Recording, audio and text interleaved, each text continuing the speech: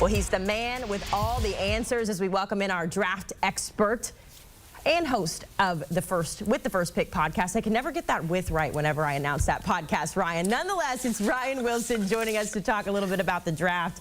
Ryan, let's talk about that first overall pick. The Bears get Carolina's pick. You have them taking Caleb Williams, and it's kind of been the consensus since he won the Heisman last year. What makes him a good fit in Chicago? Haley, I also struggle to say with the first pick. And here's a little shortcut that actually is apropos today. WTF P. There you go. Carolina Panthers can use the WTF part, add the P for the podcast. There you go. Caleb Williams. What is his future going to hold? Why do I love Caleb Williams? So here's my comp for Caleb Williams. And it sounds lazy on the one hand, but when you watch him play, you can go, well, I see that. And it's Patrick Mahomes. And you're going to hear that a lot throughout the draft process.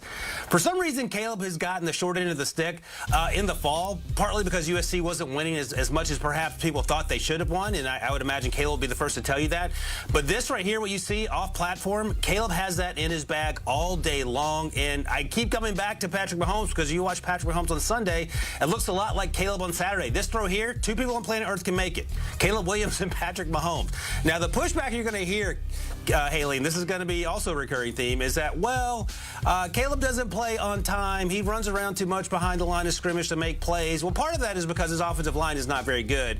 Also, he does play on time. He plays on time more often than people give him credit for. These things have their own, take on a mind of their own once they get on the Twitter machine there. And the reality is he is a special player, an incredible talent, and the biggest issue might not be on the field. It might be the relationship that his dad has with the NFL team that's interested in drafting him. But for me, he's QB1, and I don't know how that changes. Yeah, it'll be interesting to see because, you know, his dad was the one that came out and said he might not come back or might not go to the draft because of where he would go. So that'll be interesting to follow. Meanwhile, the draft outlook for Carolina, no first-round pick. We just discussed that, but they do have the top pick in round 2 currently. Some much-needed improvements will be needed for the Panthers this offseason. They lose their head coach. Where do you kind of see them going in the direction for the draft coming up? Yeah, I'm shaking my head because it's hard to imagine a coach would want to come take on this project given that the owner has such a short fuse. He fires people like most of us make coffee in the morning, and he owns the Charlotte soccer team. He's fired that coach over there 3 different times over a short span. So that's the first order of business. You got to figure out someone who can come in and help this organization. The second order of business is you have to improve this offensive line because Bryce Young has not had a chance. That's one thing you have to do. If you had the first overall pick, you could fix all sort of things. The other thing you have to do, you have to get some wide receivers that can get open. Adam Thielen is great within 10 yards of the line of scrimmage. After that, he is often covered and often covered tightly. Jonathan Mingo, their second-round pick this year, has struggled in terms of transitioning to the NFL. I think he has an opportunity to get better. He made some plays on Sunday that we didn't see early in the season. After that, there hasn't been a lot. Laviska Shenault, just like in Jacksonville, struggles to get open. And offensive line and wide receiver would be the very top of my to-do list. And people are crushing Bryce Young, and I get that on some level, but I don't know who would have success on this team as it's currently constituted. And as we know, it cost Frank Reich his job because they were only able to win 1 game through the first 11 games of their schedule. Yeah, Bryce has just been in misery all season long, so hopefully a new coach and a new roster next year will certainly help that. Let's move on to number 2 pick. You have the Cardinals taking Marvin Harrison Jr. at number 2. We've seen what he's been able to do in college, Ryan, but why do you think that will translate in Arizona?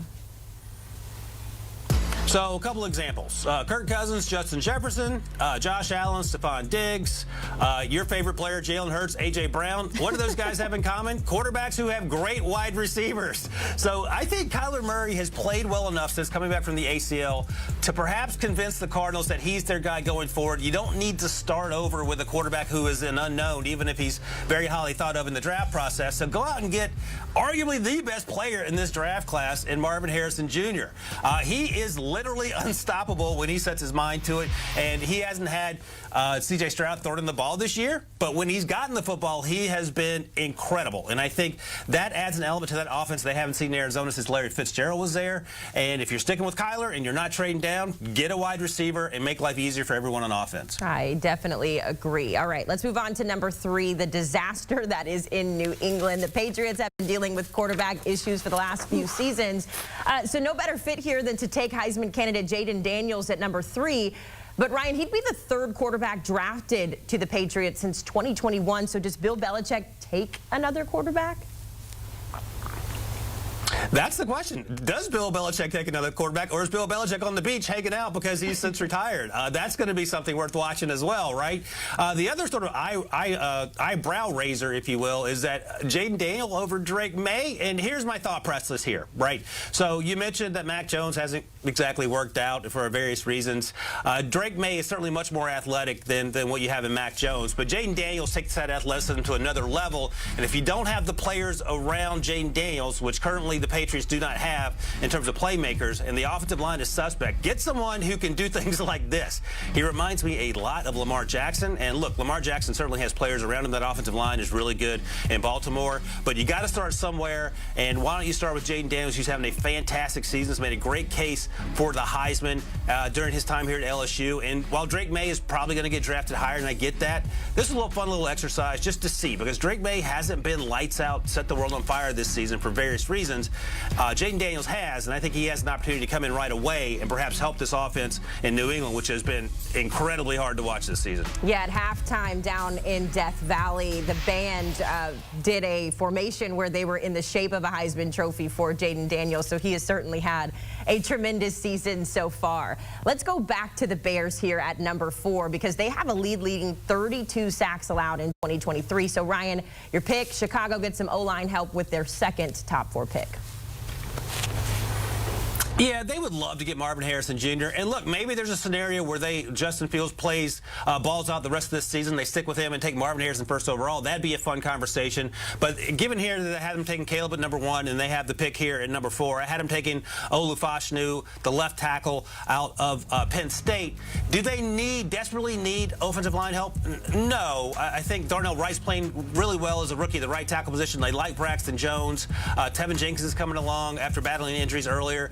But you can never have a good enough offensive line, and we know that Justin Fields sometimes holds the ball too long. He's getting better at that. But if that's the case, protect him, allow him to avoid those big hits, and then if he wants to win with his legs and do it safely, by that I mean getting down and taking fewer hits in the middle of the field, that's one thing. But I think Fashanu is going to be the first offensive tackle taken.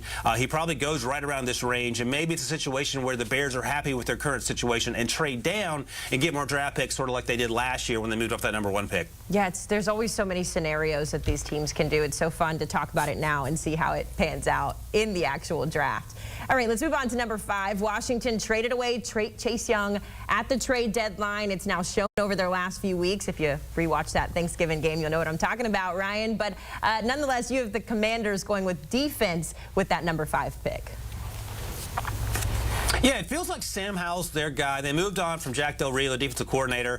Funny, you get rid of all your good players, and suddenly that side of the ball isn't very good, and you got to fire the guy who has to call the plays. But we'll see what happens with Ron Rivera, the head coach. Is he going to be the guy? And if he is, I think Sam Howell remains. If he isn't, that's a whole other question. Maybe they target quarterback here. But I had them restocking those edge rush positions that you mentioned that they traded away, Chase Young and Montez Sweat. And I had them going with Dallas Turner, the edge rusher out of Alabama. And this is going to be a tightly contested edge rush class. Laiatu Latu out of UCLA could be an option here. We have guys like Jared Verse out of Florida State, Chop Robinson out of Penn State. But Dallas Turner, and we talked to Will Anderson a few weeks ago on With the First Pick, and Will Anderson told us that Dallas Turner was better at this point in his career than Will Anderson was at Alabama, and that's certainly high praise. I think Dallas Turner's best football is ahead of him. Comes in and fills a huge need at the edge rush position after Washington got rid of their 2 best players. Interesting that you would pick a guy named Dallas Turner to go to the Commanders. Sounds like there's something in the water there. Ryan, you mentioned Drake Maye earlier when we were discussing UNC was in the top 15 at one point. They've since fallen off a bit, and as a result, Drake Maye has kind of slid as well. But you still have him going number 6. Does that mean bye-bye Daniel Jones, especially when you think about the quarterback controversy that they've had this season? I thought you were going to say, is it going to mean bye-bye Tommy DeVito? No, because we're Tommy keeping DeVito, Tommy. you can't get rid of. We got to keep Tommy D. You know what's funny, Haley? My comp for Drake Maye is a spectrum. And at one end is Trevor Lawrence, best case scenario, and the other end is Daniel Jones, which is not the best case scenario. I think Drake Maye is going to end up somewhere on there, and then the question you have to figure out, where does he end up on that spectrum? More Trevor Lawrence or more Daniel Jones? And here's the thing about Daniel Jones. Tore his ACL, unfortunately, his season's done. You really only have to pay him one more year on his deal. So even if you get Drake Maye, and honestly, I think that would be best case scenario for the Giants. It would be ecstatic should he be there at 6. You play Daniel Jones next season, and then you move forward with Drake Maye. You can get out from under Daniel Jones' contract. I don't think there would be any hesitation at all if you're the Giants and thinking about moving on from Danny Dimes, because he just has been unable to stay healthy, and when he's been healthy, he struggled with turnovers. Now, Drake Maye, again, his season hasn't been spectacular, but I'll say this. The offense hasn't done him a ton of favors. It's a new offense that he's working in, and he's done a lot to help that team score the points they did score. I think that there's going to be a real serious conversation to be had about who QB1 is. For me, it's Caleb, but I know some teams do like Drake Maye, and again, if he's there at 6, I think the Giants would sprint to the podium to draft him. Yeah, that contract you were talking about, Daniel Jones, a 4-year, $160 million contract. So certainly an interesting situation in New York and for these quarterbacks in general. Our thanks to Ryan Wilson for all the insight as we get ready for the draft. And even though it's still months away, stay ready so you don't have to get ready by tapping into With the First Pick podcast. Ryan Wilson and Rick Spielman keep you up to date with the latest draft news, including the mock draft like we just talked through, the best prospects, and the biggest sleepers. You can scan that QR code on your screen or listen in wherever you get your podcasts.